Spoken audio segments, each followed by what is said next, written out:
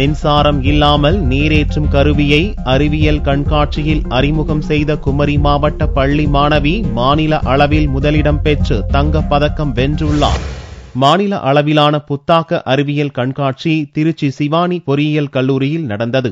இதில் மாநிலம் முழுவதும் உள்ள பள்ளிகளில் இருந்து 700க்கும் மேற்பட்ட மாணவ மாணவிகள் தங்கள் கண்டுபிடிப்புகளை இடம்பெறச் செய்திருந்தனர். குமரி மாவட்டம் தாழக்குடி அரசு உயர்நிலைப் பள்ளியைச் சேர்ந்த 10ஆம் வகுப்பு மாணவி சிதம்பர சுந்தரி தனது கண்டுபிடிப்பான மின்சாரம் இல்லாமல் நீரேற்றும் கருவியை பார்வைக்காக வைத்திருந்தார். இது பார்வையாளர்களை மிகவும் கவர்ந்தது. மின் தட்டுப்பாடு நிலவி வரும் நிலையில் இதுபோன்ற கருவிகள் சிறந்த பலனை தரும் என்று பார்வையாளர்கள் மாணவியை பாராட்டினர். மாணவியின் கண்டுபிடிப்பு கருவி மூலம் ஒரு நிமிடத்துக்கு 28 முதல் 30 லிட்டர் தண்ணீரை மேலே கொண்டு வர முடியும். மின்சாரம் இல்லாமல் விலங்குகள் மூலமும் தண்ணீரை மேலே கொண்டு வர முடியும். இதனால் மின்சார சிக்கனம் ஏற்படுவதோடு சுற்றுச்சூழலும் பாதிக்காது. சிவானி பொறியியல் கல்லூரியில வச்சு அந்த போட்டி நடந்துச்சு. அதுல ஒரு 700 பேர் கலந்துக்கிட்டாங்க. மின்சாரம் இல்லாமல் நீரேற்றும் கருவி அந்த எக்ஸிபிஷன்ல நான் வச்சேன்.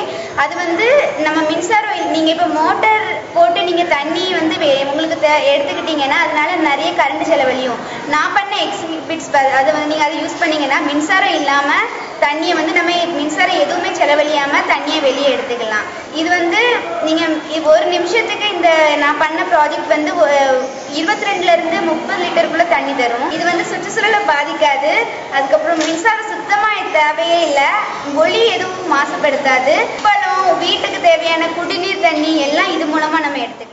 மாநில அளவில் முதலிடம் பிடித்த மாணவியை மாவட்ட முதன்மை கல்வி அதிகாரி ராதாகிருஷ்ணன் மற்றும் பள்ளி தலைமை ஆசிரியர் தயாநிதி நலத்தம் ஆசிரியர்கள் பாராட்டினர். மாணவி சிதம்பர சுந்தரி வரும் அக்டோபர் 6, 7, 8ஆம் தேதிகளில் நடக்கும் தேசிய அளவிலான போட்டியிலும் கலந்து கொள்கிறார்.